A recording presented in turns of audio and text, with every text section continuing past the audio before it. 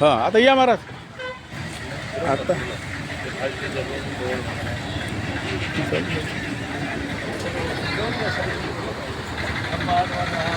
हां वा या जवळ सायकल हां घ्या आता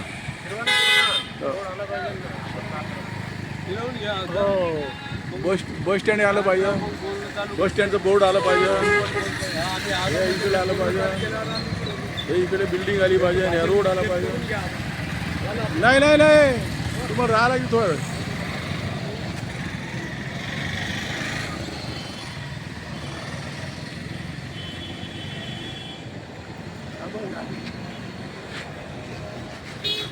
या जवळ आता हां आपल्या वणी यवतमाळ हो, ये रे. चंद्रपूर रोडवर या ना इकडे हा जो इलेक्ट्रिक पोल आहे हा पूर्ण मागून तेढा या महाराज झालेला आहे. या ना इकडे कुठल्यातरी वाहनाने ढोस अरे मारलेली कलेक्टर आहे आणि अतिशय या भागामध्ये महाराज कलेक्टरने पाठवा लागते इकडे या भागातील निष्क्रिय आणि जे निवडून आल्यानंतर हरामचा माल कमावण्याच्या चक्करमध्ये लागलेले याला दोषी आहेत.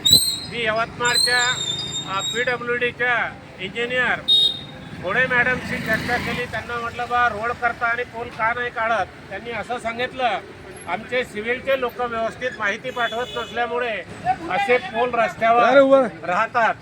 नांदेपेरा रोडला एक पोल लोखंडी पडून फार मोठी हानी होता जीवितहानी होता वाचली परवाला. म्हणून आता ते पोल काढणार आहे. त्यांनी मीटिंग सुद्धा लावलेली आहे.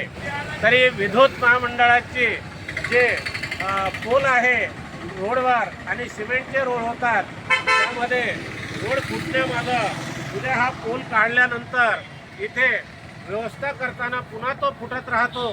म्हणून सार्वजनिक बांधकाम विभागाने रोड करत असताना MECBला तात्काळ सूचना देऊन परिपत्रक काढावं आणि पहिले पोल काढून घ्यावे. हा पोल यवतमाळ रोड चंद्रपूर रोडवर आहे आणि कधीही या रोडने नुकसान होण्याची संभावना आहे. म्हणून मी सार्वजनिक बांधकाम विभागाला आणि ऊर्जा विभागाला आणि या भागातील लोकप्रतिनिधींना नम्र विनंती करतो, सूचना देतो. असे पोल काढण्यासाठी आपण लोकांना मृत्यू पावल्यानंतर श्रद्धांजली आणि शोकसभा घेण्यापेक्षा असे पोल काढून टाकले तर तो प्रसंग लोखंडी पोलमुळे मृत्यू झाल्याचा प्रसंग येणार नाही. अशी मी स्वतः नारायण गोडे एक सामाजिक कार्यकर्ता म्हणून आपणा सर्व लोकप्रतिनिधींना सार्वजनिक बांधकाम विभागा आणि ऊर्जा विभागाला नम्र विनंती करतो. जय महाराष्ट्र. इथेच थांबतो. आता हे दाबाचा बंद करू ना.